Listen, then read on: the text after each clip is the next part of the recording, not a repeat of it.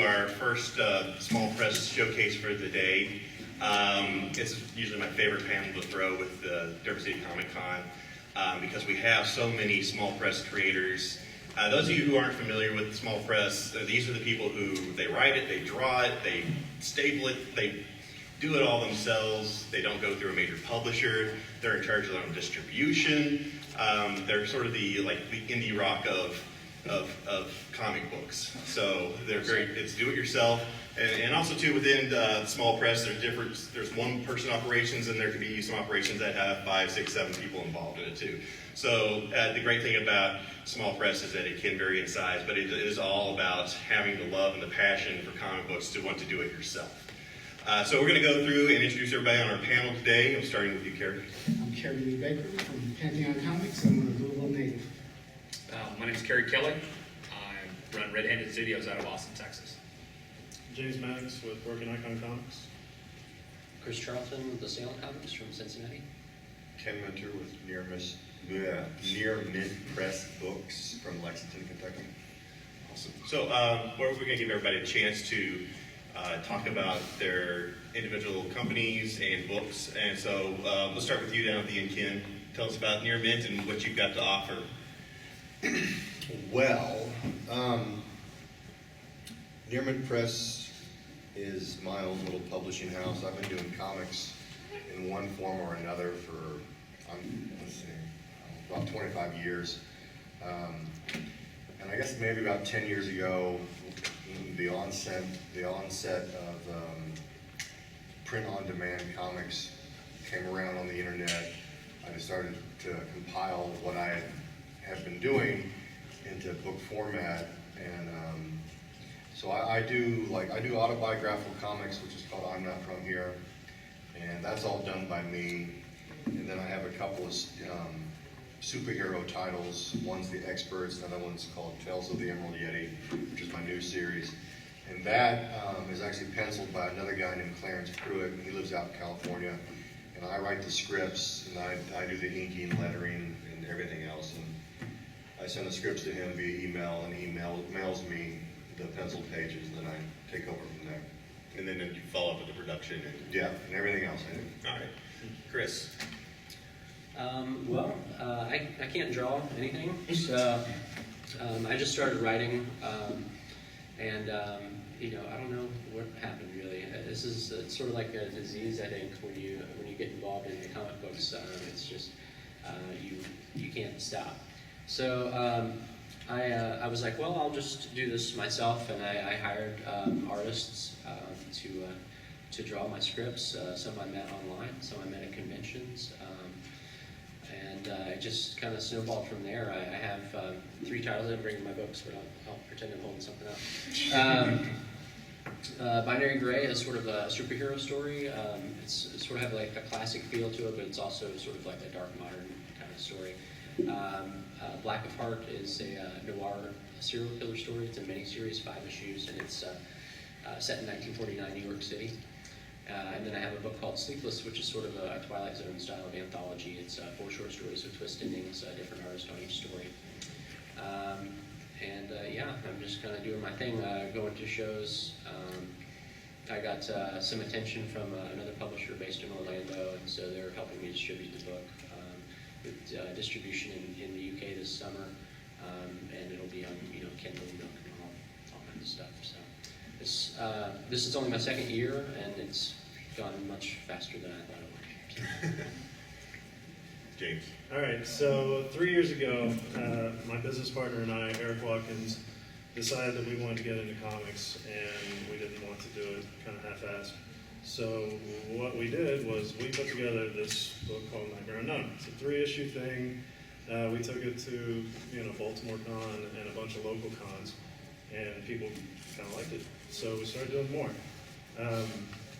That kind of blew up a little bit more than what we expected. Within the last 2 years, we started doing comics, and we also started a comic convention in Huntington called the Tri-State Comic Convention. Basically, what we do is just a big love letter to the comics industry. We love the medium. We love the stories that it allows us to tell. Like Chris, I can't draw at all. So I have to go out and find people. Well, actually, Eric has to go out and find people to do the art. I'm kind of like the story factory. That being said, we also wanted to give other people a voice because I tell a certain kind of story. You know, they tend to be a little bit introspective and they play with genre techniques and cliches and all that kind of stuff. But not all readers like that. So I can't tell a straight up action story where, you know, they're just blowing up things like crazy. So, you know, we have Hunter Prey, which is just an action movie, monster gets lost in a maximum security prison and just blood and guts everywhere, you know? Family friendly. Yeah, it's totally family friendly. Exactly. Looking for, you know, audience exposure. And Chosen and Forsaken, it's a twist on your zombie story, but it still, you know, it has the zombie elements at heart. Eric Purpose. We're bringing as many different kinds of tales that we can, and looking to find the best artists that will work on our stuff. Just because there's a certain stigma to indie, you know, and there's it's really hard to get some readers to take indie seriously, and we're busting our butts trying to make that not such a hard decision to make. Thanks. Cary? Okay, I'm with Pantheon Comics. We started in 2009. There's two Carys. Oh, sure. Okay. You're all right, man. I'm used to drinking Cary all day. Go ahead, Cary. I booked too many Carys in the same title. Good, you Pantheon. Okay, well, we started in 2009. We used to meet at the local library, just artists and writers hanging out, throwing stuff back and forth. And then one day, one guy just said, do y'all want to start a group? And we all agreed. And we published our first comic in 2009, first convention in 2010. We've been together 2009 to now. I'm the art director, which I love. I get to go out and find artists that have never been published before. And they're a little rough, but I like it like that. It's like, you gotta start somewhere. Because I'm 52 years old. I wish I had somebody when I was like 20 to say, you're a little rough, but I'll publish you, you know, so. I used to go to Columbus College of Art and Design. I had a scholarship, but I got up there nutty, so. Joined the Army, didn't draw anymore until 2006, I got back into the game. And here I am. And now, my wife, I Jedi mind tricked her into writing. She writes comics now. And we have our own little publishing company, 3 PM Comics, Third Planet Media. I'm writing and drawing my comic right now. It's called Vega. She's a female superhero, so I hope to have that finished by July, because there's a comic book convention down in Somerset, Kentucky in August. I sort of grew up down that way, so there would be just kind of weird symmetry to have a comic book in the place I grew up in. So. There you go, yeah. And what other books do you all publish? Oh, well, Panthology is like a play on words. Pantheon, anthology. Mostly so far we've done horror stories. Zombies, murder, Family like I friendly said, stuff. blood and guts, you know. And right now, Panthology 3 is done. We're working on the Kickstarter. My friend, he's doing the video and prepping that. It should be ready to go in July. So Awesome. everything's going cool. Red Hand. Other Cary. I read a comic that made me so angry that I decided to do it better. And that's really what got me started. Action Comics 775. Superman was supposed to die and didn't die, and it really made me angry. So I created my own Superman and killed him. That's the great thing about this is that you just basically. I mean, yeah, I just got so angry with it. So, and this one is the one that's upside down. That's hilarious. I got like 400 copies, and this one printed upside down. That's It's genius. almost like it's like dyslexic men. Yeah, exactly. Yeah. But if you read it like this, you can still read it. No, this. That's called collector's. Yeah, exactly. That's right. I should charge extra. I tell you right up front, he dies and he doesn't come back. Nobody. In fact, that's kind of one of our things in our publishing universe. Once somebody dies, they're dead. Now that doesn't mean you won't see him again. That just means that he's dead. So decide how you want to. It might be time travel. It might be, we've had a couple of little weird zombie things, but everybody that survives out of this book ends up showing up in our next book called Dinah Girl. We started her. Thank you. We started her right after we finished publishing Fallen Justice. The book actually takes place 5 years later, and she is a superhero single mom. So she's got some of her own issues that she has to deal with. We're starting on the 11th issue. We're almost done with the 10th issue. So we've got most of the production done on the 11th issue right now. And that's released once a week on the web. We got one page a week. And when I was in between these two titles, I entered a contest called Small Press Idol. And I met a guy named Scotty Watson, who entered Talon and kicked the beans out of everybody else in the whole contest. And I ended up meeting him at Chicago, and we got to talking and really kind of hit it off. And so whenever he got released out of his deal from Small Press Idol, he brought Talon to Red Handed, and we've been working together ever since. I had a really good time. Talon's a fantasy book. She's a kind of a holy warrior, and it goes about tearing things up with her sword. Pretty heavily, actually. But she's cool. She's a lot of fun. We put this book out, it's got Talon in it, and it's got a werewolf story called Totem, about 5 teenagers who get werewolf powers. And, some of them are wolves, some of them are not wolves. Grace, which is historical fiction, and then the last one is our new Dead Reckoning. We just put it's a science fiction western about a bounty hunter, and she doesn't bring them. That's her right there, without some clothes, but she's got her guns. But she doesn't do the whole alive in dead or alive. She brings them back dead. That's her thing. And then our newest one is 48. It's about clones. So that's us. So let's talk about the process of printing. What kind of houses do you go through, or what do you do about going about to print your comics? After you've got done everything, you've assembled it, you're ready to go. The next step would be how to make that physical object. Chris, you want to start with that? How you guys go about it? Yeah, sure. There's a big thing, I guess, I'll just mention it briefly about the whole print versus digital thing. And for me, I've just always been a print guy. But to print my comics, I basically have to make a digital copy. So it's a no-brainer to have both, right? Have both. And I just, on a recommendation from a friend that I met at a convention, I print through a company called Comics Wellspring, based in Orlando. And a guy who runs it, or did run it, actually I think he sold it now, who runs What the Flux Comics, who picked up 2 of our series. He liked the books that I was doing and saw that I was being consistent with it, and so I took it from there. But other than that, I don't really have much else to say about it. I mean, you hear things from other people, and I've had a lot of people come up to me and then ask where I got them printed because they like the quality and stuff.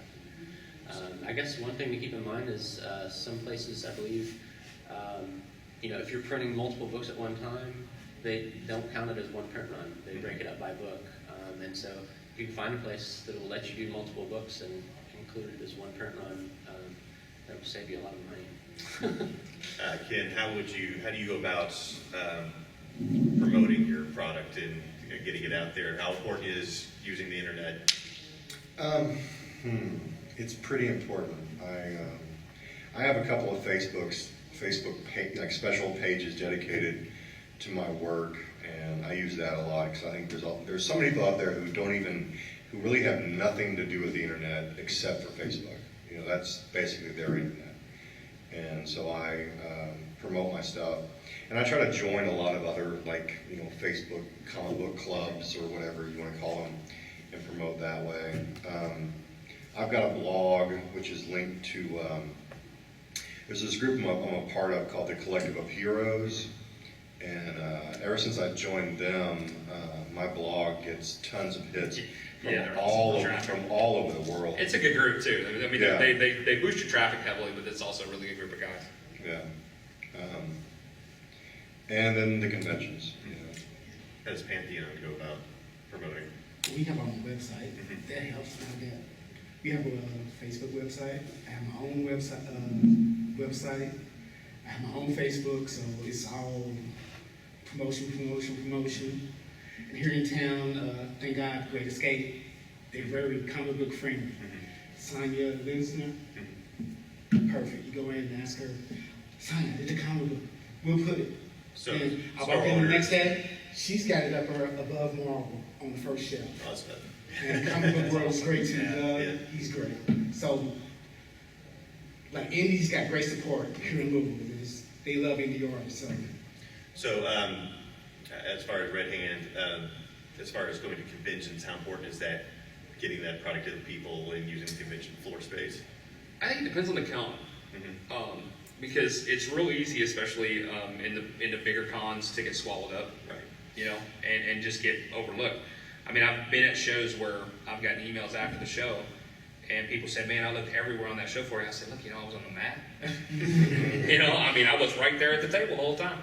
But when you hit shows like this, smaller regional shows, I think. And even a couple of the smaller, we hit the Austin show every year, which is really, it's kind of a smaller one of the Wizard shows, and it's, I mean, kind of like the default because that's the only one there. Other Right. than there's another small press show, but it's not. It's just different, kind of a different show. They're more, that show's more stapled together, mini comics type stuff, and so it doesn't really fit with the stuff we do, but. Yeah, you know, I think picking the right show is real important because, like I said, you can spend a ton of money and go to San Diego, but you just spend a ton of money to go to San Diego. You know, See a movie. yeah, exactly. Yeah. And I stay away from stuff like that. I like regional shows better, and it helps when you have somebody that you work with that you know because I work offshore, so my schedule kind of coincides. Our busy season is the summertime, so. Scotty does a lot of our shows for us, which helps me out big time. James, you've talked about, like, with Broken Icon, you're assembling creators for it. How do you go about finding talent to draw your stories? Oh, you're talking to the wrong guy. As a representative of Broken Icon Comics, how does... So Eric is just a social butterfly. He goes out and talks to people. For TriCon, he goes and talks to guests and finds all kinds of people to be interested in your stuff. And he should be here talking to you instead of me, quite frankly. Now, I, however, have found that going to shows is just where it's at. For me, I mean, I met Todd, who did the horror show just recently. We've been next to each other at certain shows, goofed off, joked, you know, and then I think it was here last year. I was like, I got this story that's been built in my head for years. I told it to him, and you know, there it was. A year later, we've got a comic. But yeah, Rob was, I think, a digital webbing contact that just answered an ad, you know. So there's no right or wrong. Basically, the way that comics works for us is there's no right or wrong way to do any of it. Just as long as you have this book at the end of the day, that's all that matters. You know, you do whatever you have to. You conjure up spells and sell your soul or do whatever. Just make sure that you have that book at the end when you're at your table. Because if you're sitting at a table with nothing there, you shouldn't be there. Right. And if I could, as far as going back to printing, can I answer that? Yeah, feel free. If anybody else has anything they want to pitch in on any of the subjects we're talking about. Printing-wise, there's two types of printing as far as I'm concerned. There's this kind of printing, which is awesome and bound and, you know, volumes, which you go through a larger printer. We use a company, I don't remember the name, but they're out of Iowa. And they do great. And not only that, but it's super cheap to do it black and white. We're able to sell this for $5. It's a good comic, it's cheap, and it gets a good story out. The other kind of printing is this guy. I hate these. I hate them so much because there are a few ways to get this to happen. The first is to go through like Kablam or what is it, Comics? Well, they just called it, but yeah. Oh, okay. So Basically, Kablam's the only. Kablam, right? I haven't used them. I think I used Comic Press once. The other way, which I kind of like, is to find a print shop that's been open from the 70s. The old guy that runs it has still got ink all over his hands at the end of the day, and you walk in there and you show that you know a little bit about printers and how to use a hydraulic cutter, and you ask him to give you a really, really good deal. which is exactly what we did. And we've been doing that for 2.5 years now. He's a great guy. It's a local connection, so we're giving money directly into our community, and everybody walks away happy. Making those connections, because it's easy to think that the internet's where everything is, you know. It doesn't have to be the case. You have a print shop, you have a Kinko's or something, and if you can talk to somebody and get them to hear your case, you know, it's better to walk down the street and print a comic than it is to wait and hope and cross your fingers that they don't fold, miss your ship deadline, so you're at your table with no comics. Once again, make sure the comics in. And, you know, it's just good to have face-to-face interaction. I want to bounce off that. Networking helps. There's another group here called LCS, the Little Cartoon Society. We did issue 2 of our anthology. We gathered for in Shepherdsville, right? So the dude asked me, that comic looks great, where'd you get it printed? We sent it to Shepherdsville, so. There's another Do a small logo, yeah. You do a lot of that at shows. I mean, you'll run into somebody like, oh man, I love the way that color looked. You know, I mean, who printed that? And you get information. I've printed, you know, via that as well. So it's nice, like I said, being here, actually talking to people, Right. and you just You get got ideas, or someone see you on to the next level, and like, boom. you can't be afraid to ask people. I mean, almost everybody I know that does any kind of comics is real willing to say, oh, you know, I met him here, or I use these folks. You check these out. You know, everybody's pretty helpful. Yeah, it's really strange. Like, I've done a lot of writing, you know, from journalism to short stories and prose. In comics, the community that we have surrounding us Oh, yeah. is the most open, the most willing to make it a group effort. I mean, you know, you can't do a comic book. Oh, well, some people can, and I hate them. But for me, I can't do a comic book without at least 1 or 2 other people. Someone to color it, someone to ink it, someone to draw it, you know? It's a group effort. It's the closest you'll get to, you know, making a movie, basically, because you got so many people involved. So what advice would you all give to anybody who has that desire to, okay, I've got an idea, I want to create comics, or I can draw, and I want to, you know, do something with it, but I want to do it myself? I would say the most important thing is know what you're doing and why you're doing it. If you're just starting because you want to tell stories, that's great, that's fine, just make sure you know that. If you're looking to do something to get the attention of publishers, you know, don't do what you're doing. You know, do what they're doing, just in a different voice. We started off wanting to just tell stories, and now I'm trying to get work, like for hire work too, on top of just telling my stories. So I know that I could turn this into Marvel, and they're just going to throw this up because it's a horror story. Nobody cares about that. They want to see things that relate to their characters. They want to see superheroes, you know, doing superhero-y things, which I don't really do superheroes that much, but I'm willing to give it a shot.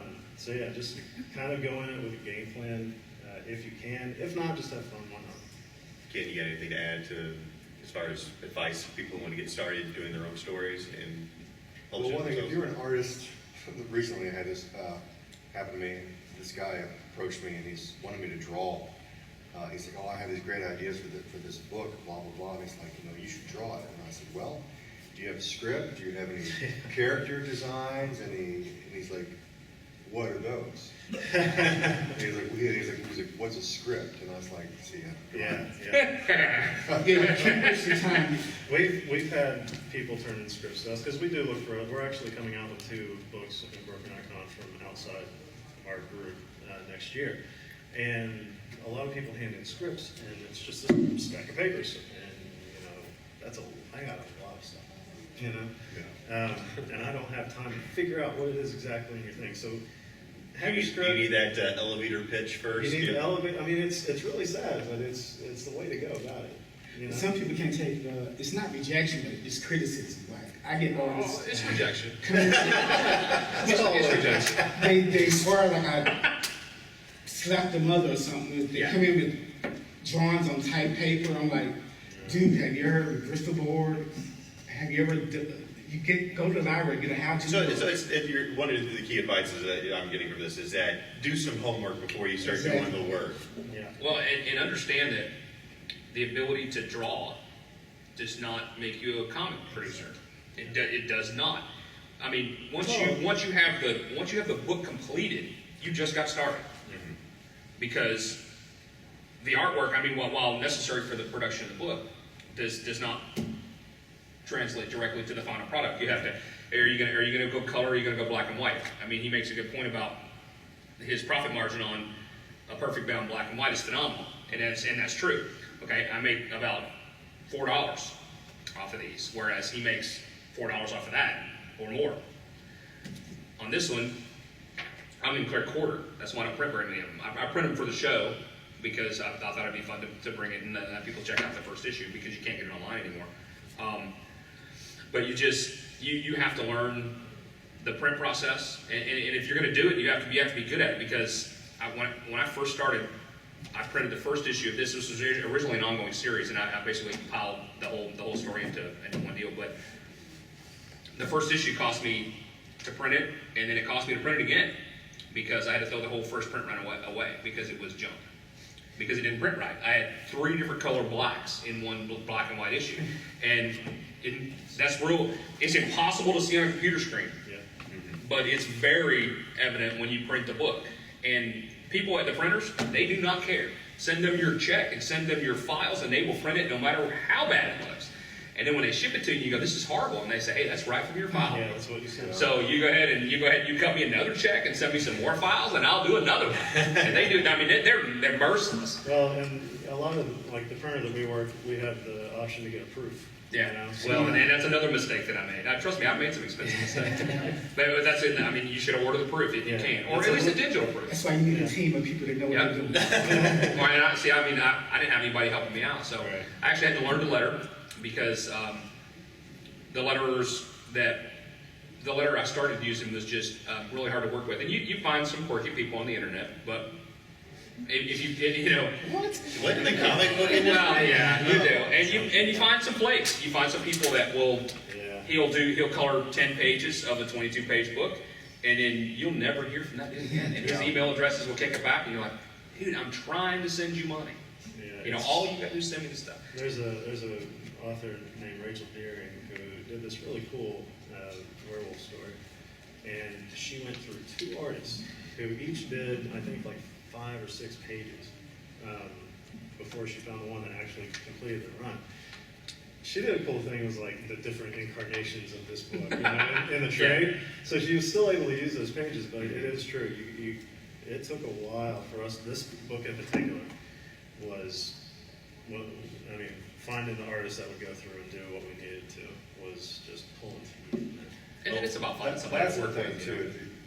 Most people have day jobs. Yeah. And it takes, like, the experts book took forever because Clarence, he has a day job, I have a day job, and it took us years to get this graphic novel finished, and it's taken us years to get. I mean, I'm putting this out issue by issue. This tells Damn Yeti, but the plan is that it's going to be a graphic novel, and be prepared to spend years. If it's just 1 or 2 of you, it's going to take a while. And one last thing that I'll throw out there, and I don't know if this is true. Some people have charisma, so I don't. Maybe. You've got tons of it. Artists need to be paid. Yeah. So That's it. go into that knowing that you're going to spend money on a page. It's Because you not- can't demand a turnaround if somebody's going to be doing it for free. Exactly. Right. Yeah. So I mean, we've always had that, flat lined out. We've had the guys, "Oh yeah, we'll do it, and it'll be great." No, no, it doesn't work. Well, they stay around a lot better if you're paying them too. Yeah. You know. I forgot to mention, my group is nonprofit, so we do it for the love of the comics. We're not making any money, except what we make on the comics, we put back into the comics. Ours is also nonprofit, but that's not intentional. Chris, you said something about, now do you also make it available digital? Yeah. as well? So Yeah. what's the process of doing that? Because I mean, we're sort of at that crossroads right now in the industry where people are, some people are still strictly print, some people are, dipping into the digital side. What's the process that you go through as far as, getting it done, getting it out there digitally? Well, there are some things you can do for free, or if not for free, I mean, it might as well be. There are a couple websites that I use. Graphically, I do all their free stuff, and they have a thing where you pay like, I think it's like $150 or something like that, and they'll put it on, all these different apps. I couldn't do that because at the time I had an exclusive contract with this other company, Pantheon Comics, and they wanted the exclusive digital app rights to Binary Gray, and I didn't understand that, but I was like, okay, whatever. So basically, I could sell my stuff digitally on other websites, but it couldn't be on an app. So for iPad or Android or whatever. So that's over with now, and those guys suck. So, sorry if anybody's here from. No, they're based in Australia, and It's an open forum. they were literally some of the most unprofessional people that I've ever had to deal with. But ultimately, to print my book, I have to put a PDF together, and there are like mydigitalcomics.com. There are a ton of places out there, and they all have their own little communities of people who buy from them regularly. And Binary Gray is $3.99 cover price for a print cover. The digital issue is $1, and the first one's a free download. You know what I mean? So there's a market for it, but I mean my sales are low on that. Just don't expect to be on Comixology the day that you've got it ready to go. Right. There's a lot of pre-work and stuff that you need to do to get that ready. So. Right. There is. And we go through drive-through comics a lot. Comixology just accepted our show because they just opened up their new indie creator thing. So we're going to see what happens with that. I buy from Comixology pretty regularly, so I got high hopes.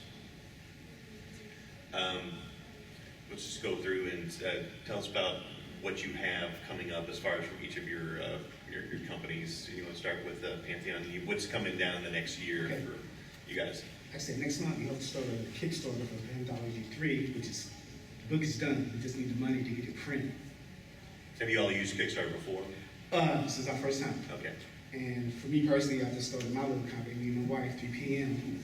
I'm working on the cover right now, and like I said, I hope to get that done within the next month, I hope. But if not, I can take my time since I'm the boss.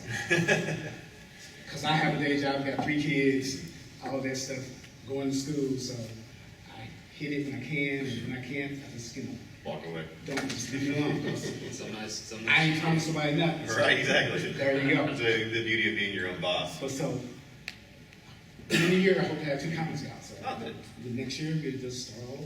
And what's coming down the pike for Renee? We have we're about 6 pages away, something like that. 10 pages away, not even 10 pages from doing our new Dead Reckoning graphic novels coming out. And we also wrapped another graphic novel about 2 weeks ago. I finished the lettering about 2 weeks ago, called Mick. It's about the World War II era Irish conflict type story. It's a lot of fun. And then after that, I'm taking a break from writing Dyna Girl. I've got 2 other guys that have written scripts for that, so they're going to fill in for me while I go goof off with some other stuff. And I'm moving to the Caribbean, so. Oh, there you go. Yeah. This is where the internet really comes into play. Well, yeah, I mean, maybe I'll cellular, but. Broken. All right, so Broken Icon has 2 graphic novels coming out next year. One is the Calamitous Black Devils, which is kind of like a pan-dimensional story. It's awesome. I'm editing it right now, and I'm on the last issue, and so far I'm just like tearing through it because it's a fun read. We also have a story called Stuck, which is in pre-production right now. I don't know too much on that, but we're getting art turned in for it. Horror show, we got so many good blurbs and press from this book that I've been coerced into doing another one. So that should be coming out probably within the next few months. And Eric is working on 2 graphic novels. So one's a Western, kind of sci-fi Western, and the other is just a really dark tale that's supernatural, and that's working. So yeah, lots of stuff. That's busy. So I have Binary Gray number 6, Black Heart number 2. Those are both going to hit probably end of August, early September. I'm also working on another series, and it's basically a series of one-shots, and they're all sort of legends or tall tales. The first one is going to be out probably around that same time, and it's a supernatural western. I just finished writing the second book in that series. Let's see. Eventually, I'm going to do a trade for the first 6 issues of Binary Gray, and the second issue is Sleepless. I also work full time. Raise your hand if you have a day job. I don't remember how I got here, but yeah, there's a lot going on, definitely. And I just want to say real quick what we were talking about earlier. If you're interested in doing stuff like this, I highly suggest that you lean on the community of people here. Oh, yeah. If it wasn't for people except for James. I've been trying to hold you back. There was so much trial and error involved getting started that I asked people a ton of questions, and it was only to my benefit. So. There will be a Tales of the Emerald Yeti #3 coming out. I'm going to have a small book collecting a comic strip I did in college called Mr. Bunnington's Circlehead, which is very inane. And I'm probably going to put out a sketchbook of my work. And I've also got a one-person gallery show in Lexington in November. Awesome. Anything else that any of you guys want to promote or talk about? What we've talked about here as far as publishing small press before we end the panel? Any orders in the... Anybody have any questions for our Yeah, we'll take panel? questions. What software do you use for converting to digital? I use the Creative Suite. Yeah, Adobe. Yeah. Almost. I bounce back and forth between Photoshop and Illustrator Yeah. exclusively. If I have to make a PDF, I shift over into the regular Acrobat. But other than that, it's all Adobe, Photoshop and Illustrator. Yeah, I lay out all my books in InDesign and then make PDFs from there. And I didn't know anything about any of that stuff when I walked in. It was just a bunch of like computer Lines. nonsense to me. It's amazing what you can learn if you just Yeah. have to Oh, yeah. deal with it every day. Yeah. The practice of doing it is what's important. Well, I'm a graphic designer at University of Kentucky, and I've been there for like Yeah. 15 years, and so, I work in print every single day, so moving into comics was not a, He cheated. It was, Yeah. it He had a was, it was leg up. pretty easy.